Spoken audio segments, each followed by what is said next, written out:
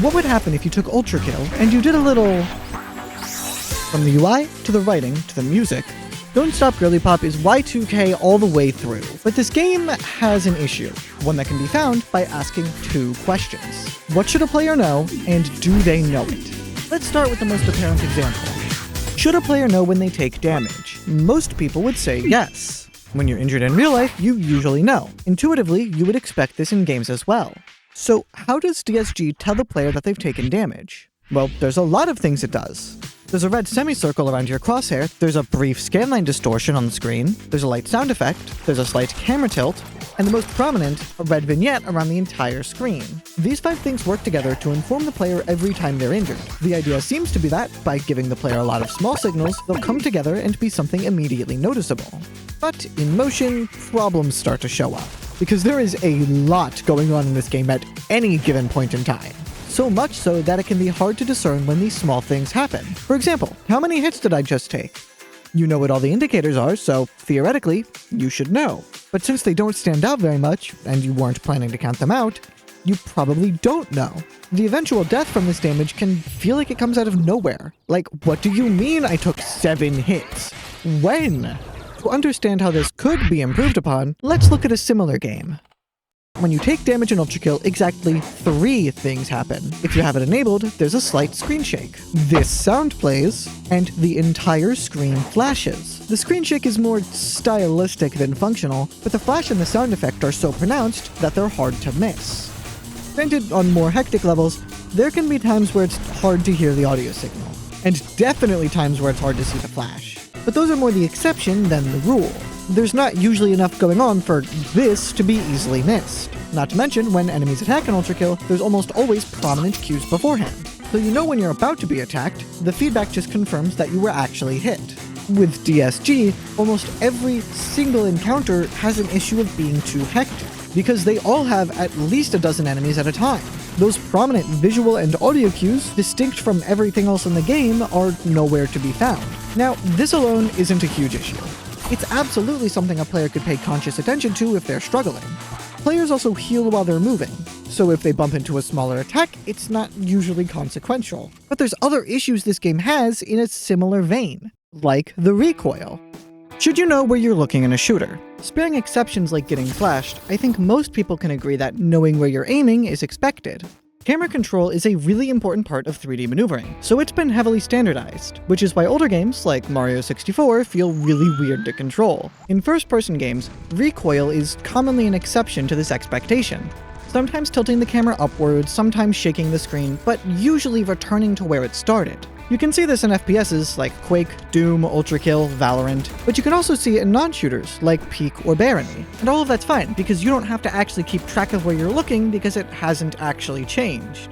Your eyes are able to follow this motion and counteract it. But when it comes to gun recoil, DSG makes this counteraction nearly impossible by taking that recoil, making the direction random, teleporting instead of moving, and not returning to the previous position at all. It's hard to express how disorienting this can be in gameplay. And the worst part is, it makes it really hard to tell when a shot has hit an enemy. Speaking of which, should you know if an enemy has died? Because you need to kill every single enemy to clear a room, it's at the very least useful information. In similar games, there tends to be less going on, at least in terms of enemy count, so you can just see that an enemy has fallen over or hear their death cry and know that they're dead. With DSG, an issue arises, in that there's too many enemies, and you can't expect players to pay attention to every single one. Ideally, there would be some secondary feedback for getting a kill, like in Marvel Rivals, where a certain sound plays and there's a HUD element, or like Risk of Rain 2, where enemy death cries are more pronounced. But if you're too in their face with how you show this to players, it will become annoying. For instance, if Marvel Rivals' approach was taken for this, it would look like this, which might be a little much. The best example might be something that these examples also have. Health bars, because if an enemy is close to death and you shoot it again, you can be pretty sure it'll die.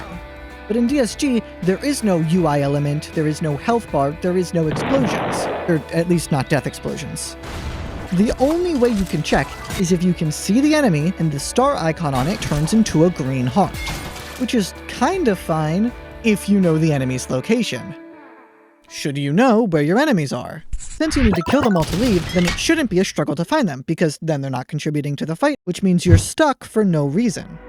Worse yet, in this game, the point is not to stop, it's in the title. So if you have to stop and locate an enemy, it's not just confusing, it's also a fundamental disconnect from a core concept of the game. So what tools does the game give players to prevent this from being an issue? Two of them we've already discussed. The semicircle around your crosshair when you're hit, I don't find this one to be very useful, and the white star that appears in an enemy's location if they're on screen.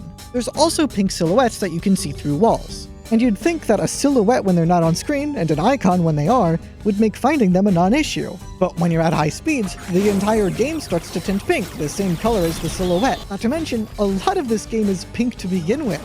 This can make the tiny pale silhouettes start to blend in with everything else. And those stars require line of sight. So if an enemy is behind a wall while you're moving, it can be very hard to notice it. Instead, it's easier to use this element in the UI which points to your enemy's horizontal position, which is still an issue because it's not immediately clear where the enemy is. You have to turn in its general direction, look up and down, and if it happens to be in a hard-to-see location or on a high ledge, you might have to stop to find it. Again, for this game, players shouldn't be stopping. If this icon also showed vertical position, then you could just turn towards the enemy and see either a silhouette or a star and find where it is, mostly mitigating this issue. But because of how it shows you where enemies are, it's unnecessarily disorienting. Okay, but what's the big deal here? These issues aren't that problematic by themselves. It's just a little lack of visual clarity. But the fact remains that I, and at least some Steam reviewers, had trouble understanding what was going on at different points in the game. And if you don't understand what's happening in a game, it's really hard to engage with it. I think of it like this. I consider there to be 5 major components of video games. 2 visual, 3 functional. The video and the game. Let's put aside the game aspects and look at the visual ones. Well, we have our translation and art direction. The art direction is like the paint of the game. The visual style, the soundtrack, the character designs, stuff like that. But the translation is how you bring game concepts into a playable state. All the ways the game tells you what is happening and the ways you tell the game what you want. So if you're playing Tetris, your game is stacking blocks and clearing lines to get a high score, and your art direction is whatever that version of Tetris has decided on. But the translation is the sound the blocks make when they fall, your chosen controller or keyboard, the number of pieces you can see ahead of time, when you choose to input a rotation, where the pieces are on the screen. In short, the translation is how you and the computer communicate intention and result. The computer shows something to you, and you tell it how you want to respond. Making sure that the computer is giving a player enough information to work with is an important part of a game designer's job. Making sure that important information isn't obscured by other information is also a part of this job. Is it more important for a player to get feedback on how heavy their shot was than it is for them to know where they're looking? Is it more important to show an enemy behind a wall than it is to communicate that the player is going fast? The answer to these, and other less specific questions, are up to the game designer. But what if a designer's priorities aren't gameplay first? What if a designer's answer to, should the art direction take precedence over the game's translation, is yes?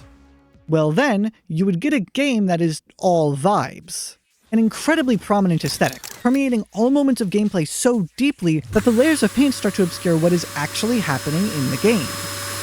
You can design some of your translations to go around this, usually via non-diegetic UI. Big word, but it just refers to things that exist outside of the game world. Things like a timer, a money counter, or a dot that points towards your enemies.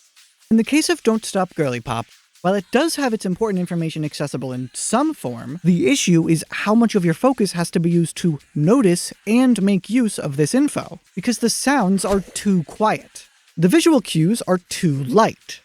And the UI doesn't easily give you the information that you want. This game's translation to the player is constantly failing. Now, this game does have other issues, like how, despite the name, you are constantly forced to stop for a number of things. I could have spent some time focusing on those kinds of design flaws, and maybe that would have been interesting padding to a video just complaining about this game. But I don't want to just complain about this game, especially because, despite everything, I myself enjoyed it. What I do want is to be able to understand the things that I didn't enjoy, so that I can make suggestions as to how those things can be improved upon. Maybe those suggestions are helpful considerations for other game designers. Maybe they're entertaining for an audience. Or maybe they're just for the benefit of games I want to make myself. Hopefully, a little bit of all 3.